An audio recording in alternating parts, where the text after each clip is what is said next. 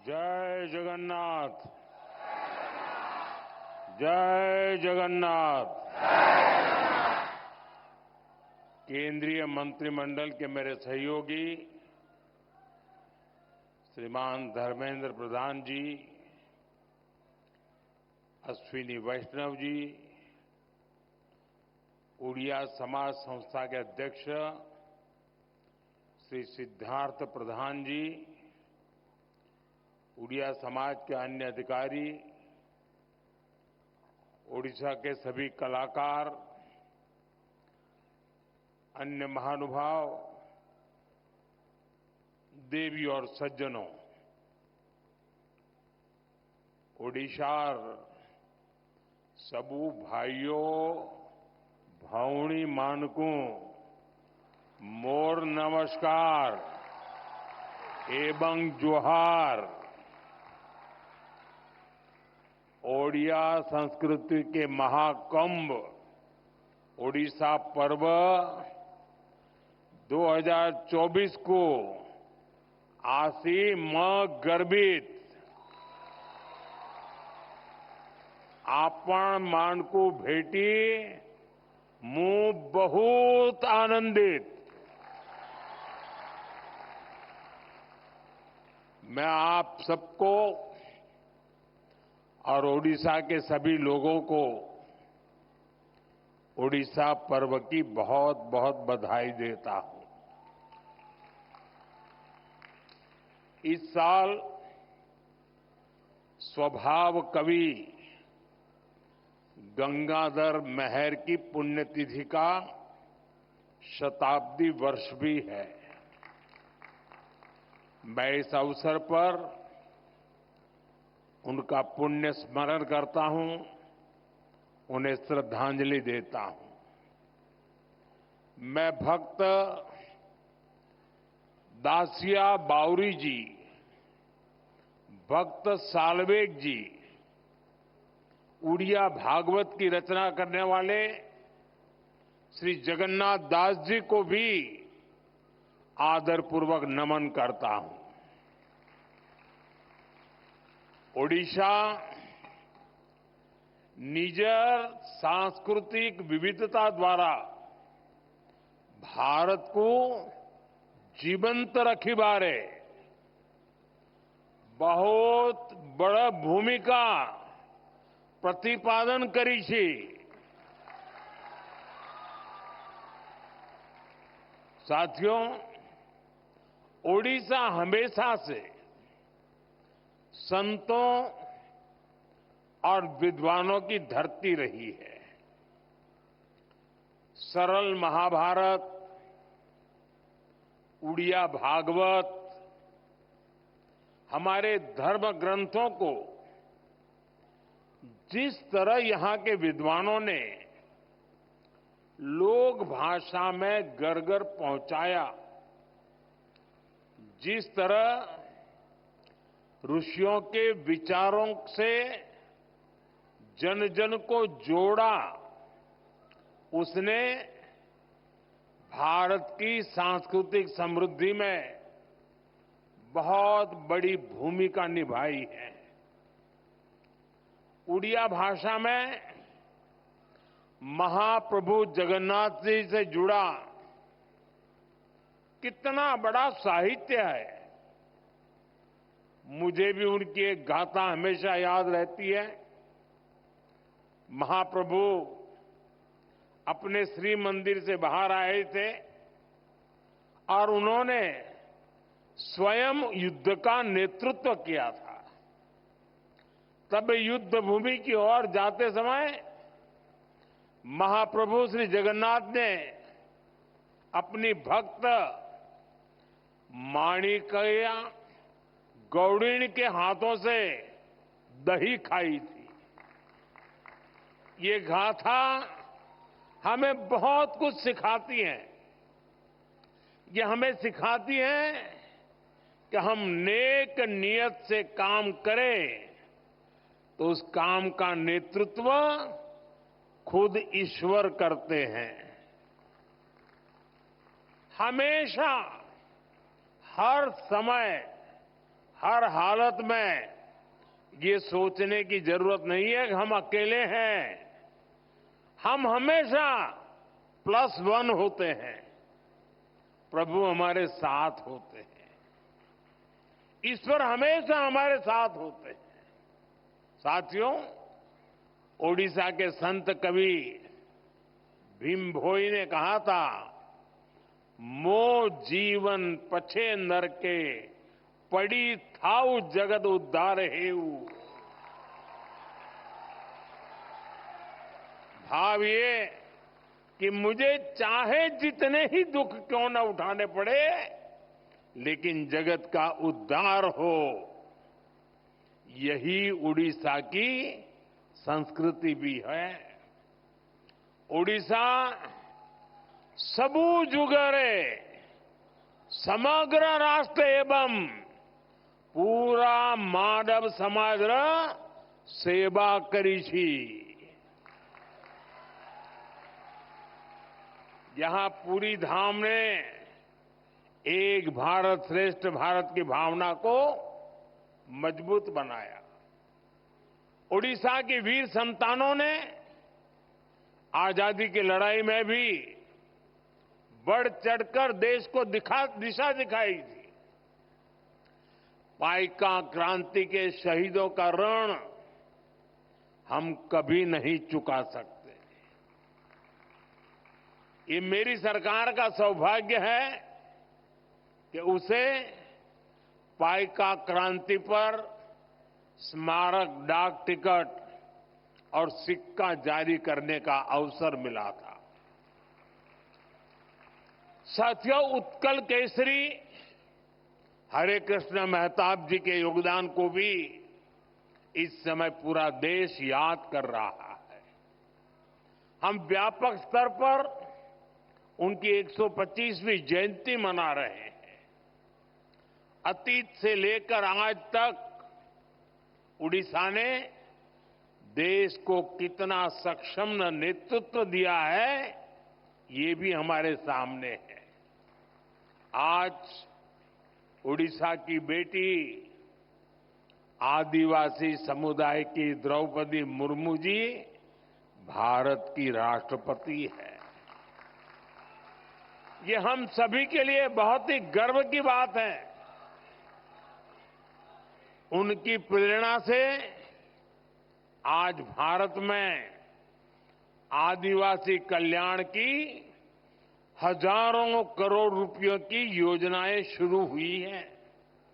और ये योजनाएं सिर्फ ओडिशा के ही नहीं, बल्कि पूरे भारत के आदिवासी समाज का हित कर रही है।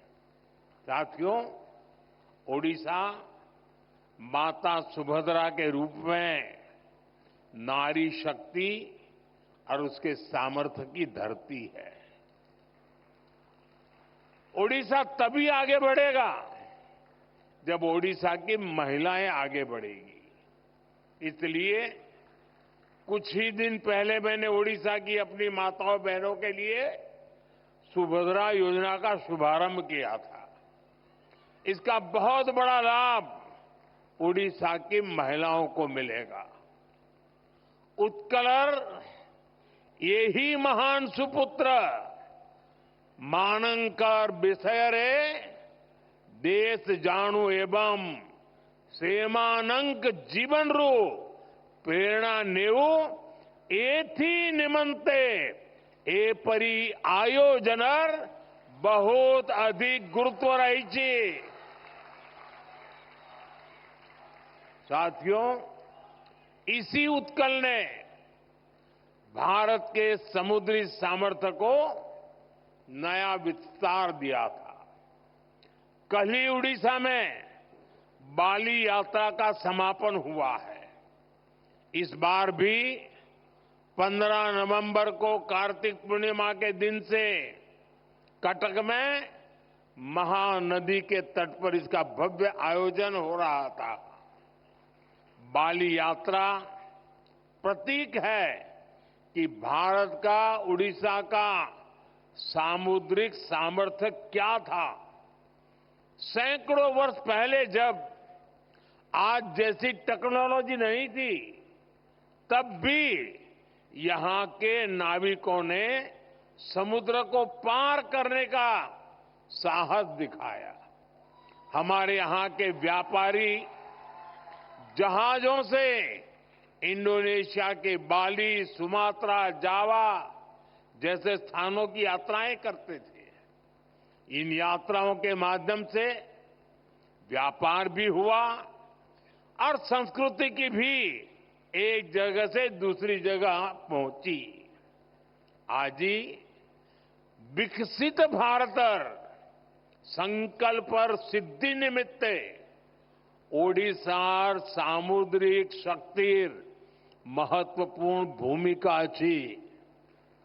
साथियों, ओडिशा को नई ऊंचाई तक ले जाने के लिए 10 साल से चल रहे अनवरत प्रयास आज ओडिशा के लिए नए भविष्य की उम्मीद बन रहे हैं।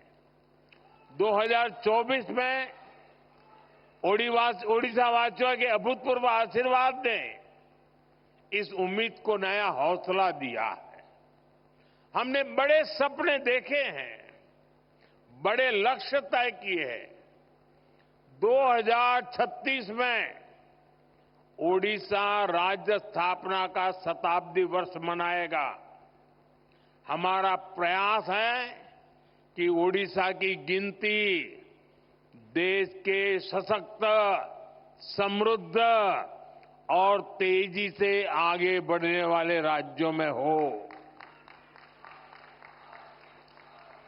साथियों, एक समय था जब भारत के पूर्वी हिस्से को, ओडिशा जैसे राज्यों को पिछड़ा कहा जाता था, लेकिन मैं भारत के पूर्वी हिस्से को देश के विकास का ग्रोथ इंजन मानता हूं। इसलिए हमने पूर्वी भारत के विकास को अपनी प्राथमिकता बनाया है। आज पूरे पूर्वी भारत में कनेक्टिविटी के काम हो, स्वास्थ्य के काम हो, शिक्षा के काम हो, सभी में तेजी लाई गई है। 10 साल पहले ओडिशा को केंद्र सरकार जितना बजट देती थी, आज ओडिशा को 3 गुना ज्यादा बजट मिल रहा है। इस साल ओडिशा के विकास के लिए पिछले साल की तुलना में 30% ज्यादा बजट दिया गया है। हम ओडिशा के विकास के लिए हर सेक्टर में तेजी से काम कर रहे हैं। साथियों, ओडिशा में पोर्ट आधारित औद्योगिक विकास की अपार संभावनाएं हैं। इसलिए धामरा, गोपालपुर, अस्तारंगा, पलूर और स्वर्णरेखा पोर्ट्स का विकास करके यहां व्यापार को बढ़ावा दिया जाएगा। ओडिशा भारत का माइनिंग और मेटल पावर हाउस भी है।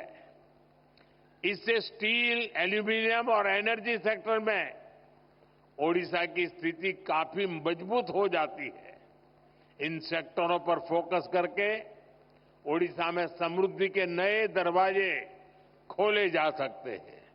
साथियों, ओडिशा की धरती पर काजू, जूट, कपास, हल्दी और तिलहन की पैदावार बहुतायत में होती है। हमारा प्रयास है कि इन उत्पादों की पहुंच बड़े बाजारों तक और उसका फायदा हमारे किसान भाई बहनों को मिले। ओडिशा की सी फूड प्रोसेसिंग इंडस्ट्री में भी विस्तार की काफी संभावनाएं हैं। हमारा प्रयास है कि ओडिशा सी फूड एक ऐसा ब्रांड बने जिसकी मांग ग्लोबल मार्केट में हो। साथियों, हमारा प्रयास है कि ओडिशा निवेश करने वालों की पसंदीदा जगहों में से एक हो। हमारी सरकार ओडिशा में ईज ऑफ डूइंग बिजनेस को बढ़ावा देने के लिए प्रतिबद्ध है। उत्कल के माध्यम से निवेश को बढ़ाया जा रहा है। ओडिशा में नई सरकार बनते ही पहले 100 दिनों के भीतर भीतर 45,000 करोड़ रुपए के निवेश को मंजूरी मिली है। आज ओडिशा के पास अपना विजन भी है और रोड मैप भी है। अब यहां निवेश को भी बढ़ावा मिलेगा और रोजगार के नए अवसर भी पैदा होंगे। मैं इन प्रयासों के लिए मुख्यमंत्री श्रीमान मोहन चरण मांझी जी और उनकी टीम को बहुत बहुत बधाई देता हूं। साथियों, ओडिशा के सामर्थ्य का सही दिशा में उपयोग करके उसे विकास की नई ऊंचाइयों पर पहुंचाया जा सकता है।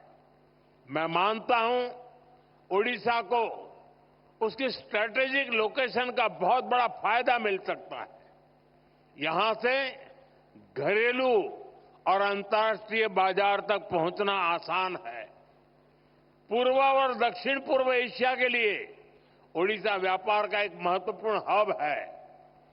ग्लोबल वैल्यू चेन में ओडिशा की अहमियत आने वाले समय में और बढ़ेगी। हमारी सरकार राज्य से एक्सपोर्ट बढ़ाने के लक्ष्य पर भी काम कर रही है। साथियों, ओडिशा में अर्बनाइजेशन को बढ़ावा देने की अपार संभावनाएं हैं। हमारी सरकार इस दिशा में ठोस कदम उठा रही है। हम ज्यादा संख्या में डायनेमिक और वेल कनेक्टेड सिटीज के निर्माण के लिए प्रतिबद्ध है। हमें ओडिशा के टियर 2 शहरों में भी नई संभावनाएं बनाने का भरपूर हम प्रयास कर रहे हैं। खास तौर पर पश्चिम ओडिशा के इलाकों में जो जिले हैं, वहां नए इंफ्रास्ट्रक्चर से नए अवसर पैदा होंगे। साथियों, हायर एजुकेशन के क्षेत्र में ओडिशा देश भर के छात्रों के लिए एक नई उम्मीद की तरह है। यहां कई राष्ट्रीय और अंतर्राष्ट्रीय इंस्टीट्यूट हैं जो राज्य को एजुकेशन सेक्टर में लीड लेने के लिए प्रेरित करते हैं। इन कोशिशों से राज्य में स्टार्टअप इकोसिस्टम को भी बढ़ावा मिल रहा है। साथियों, ओडिशा अपनी सांस्कृतिक समृद्धि के कारण हमेशा से खास रहा है। ओडिशा की विधाएं और किसी को सम्मोहित करती हैं, हर किसी को प्रेरित करती हैं। यहां का ओडिसी नृत्य हो, ओडिशा की पेंटिंग्स हो, यहां जितनी जीवंतता पट्टचित्रों में देखने को मिलती है, उतनी ही बेमिसाल हमारे आदिवासी कला की प्रतीक सौराज चित्रकारी भी होती है। संबलपुरी, बोमकाई और कोटपात बुनकरों की कारीगरी भी हमें ओडिशा में देखने को मिलती है। हम इस कला और कारीगरी का जितना प्रसार करेंगे, उतना ही इस कला को संरक्षित करने वाले उड़िया लोगों को सम्मान मिलेगा। साथियों, हमारे उड़ीसा के पास वास्तु और विज्ञान की भी इतनी बड़ी धरोहर है। कोणार्क का सूर्य मंदिर, इसकी विशालता, इसका विज्ञान, लिंगराज और मुक्तेश्वर जैसे पुरातन मंदिरों का वास्तु, ये हर किसी को आश्चर्यचकित करता है। आज लोग जब इन्हें देखते हैं तो सोचने पर मजबूर हो जाते हैं कि सैकड़ों साल पहले भी उड़ीसा के लोग विज्ञान में इतने आगे थे। साथियों, ओडिशा पर्यटन की दृष्टि से अपार संभावनाओं की धरती है। हमें इन संभावनाओं को धरातल पर उतारने के लिए कई आयामों में काम करना है। आप देख रहे हैं, आज ओडिशा के साथ साथ देश में भी ऐसी सरकार है जो ओडिशा की धरोहरों का, उसकी पहचान का सम्मान करती है। आपने देखा होगा, पिछले साल हमारे यहां G20 का सम्मेलन हुआ था। हमने G20 के दौरान इतने सारे देशों के राष्ट्राध्यक्षों और राजनयिकों के सामने सूर्य मंदिर की ही भव्य तस्वीर को प्रस्तुत किया था। मुझे खुशी है कि महाप्रभु जगन्नाथ मंदिर परिसर के सभी 4 द्वार खुल चुके हैं। मंदिर का रत्न भंडार भी खोल दिया गया है। साथियों, हमें ओडिशा की हर पहचान को दुनिया को बताने के लिए भी और भी इनोवेटिव कदम उठाने हैं। जैसे हम बाली यात्रा को और पॉपुलर बनाने के लिए बाली यात्रा दिवस घोषित कर सकते हैं, उसका अंतर्राष्ट्रीय मंच पर प्रचार कर सकते हैं। हम ओडिसी नृत्य जैसी कलाओं के लिए ओडिसी दिवस मनाने की शुरुआत कर सकते हैं। विभिन्न आदिवासी धरोहरों को सेलिब्रेट करने के लिए भी नई परंपराएं शुरू की जा सकती है। इसके लिए स्कूल और कॉलेजों में विशेष आयोजन किए जा सकते हैं। इससे लोगों में जागरूकता आएगी, यहां पर्यटन और लघु उद्योगों से जुड़े अवसर बढ़ेंगे। कुछ ही दिनों बाद प्रवासी भारतीय सम्मेलन भी विश्व भर के लोग इस बार उड़ीसा में भुवनेश्वर में आने वाले हैं। प्रवासी भारतीय दिवस पहली बार उड़ीसा में हो रहा है। ये सम्मेलन भी उड़ीसा के लिए बहुत बड़ा अवसर बनने वाला है। साथियों, कई जगह देखा गया है बदलते समय के साथ लोग अपनी मातृभाषा और संस्कृति को भी भूल जाते हैं, लेकिन मैंने देखा है उड़िया समाज चाहे जहां भी रहे अपनी संस्कृति, अपनी भाषा, अपने पर्व त्योहारों को लेकर हमेशा से बहुत उत्साहित रहा है। मातृभाषा और संस्कृति की शक्ति कैसे हमें अपनी जमीन से जोड़े रखती है, ये मैंने कुछ दिन पहले ही दक्षिण अमेरिका के देश गयाना में भी देखा। करीब 200 साल पहले भारत से सैकड़ों मजदूर गए, लेकिन वो अपने साथ रामचरितमानस ले गए, राम का नाम ले गए। इससे आज भी उनका नाता भारत भूमि से जुड़ा हुआ है। अपनी विरासत को इसी तरह सहेज कर रखते हुए जब विकास होता है तो उसका लाभ हर किसी तक पहुंचता है। इसी तरह हम ओडिशा को भी नई ऊंचाई पर पहुंचा सकते हैं। साथियों, आज के आधुनिक युग में हमें आधुनिक बदलावों को आत्मसात भी करना है और अपनी जड़ों को भी मजबूत बनाना है। ओडिशा पर्व जैसे आयोजन इसका एक माध्यम बन सकते हैं। मैं चाहूंगा आने वाले वर्षों में इस आयोजन का और ज्यादा विस्तार हो। ये पर्व केवल दिल्ली तक सीमित न रहे, ज्यादा से ज्यादा लोग इससे जुड़े, स्कूल कॉलेजों का पार्टिसिपेशन भी बढ़े। हमें इसके लिए प्रयास करने चाहिए। दिल्ली में बाकी राज्यों के लोग भी यहां आए, ओडिशा को और करीबी से जाने, ये भी जरूरी है। मुझे भरोसा है आने वाले समय में इस पर्व के रंग उड़ीसा और देश के कोने कोने तक पहुंचेंगे। ये जन भागीदारी एक बहुत बड़ा प्रभावी मंच बनेगा। इसी भावना के साथ मैं एक बार फिर आप सभी को बधाई देता हूं। आप सबका बहुत बहुत धन्यवाद। जय जगन्नाथ।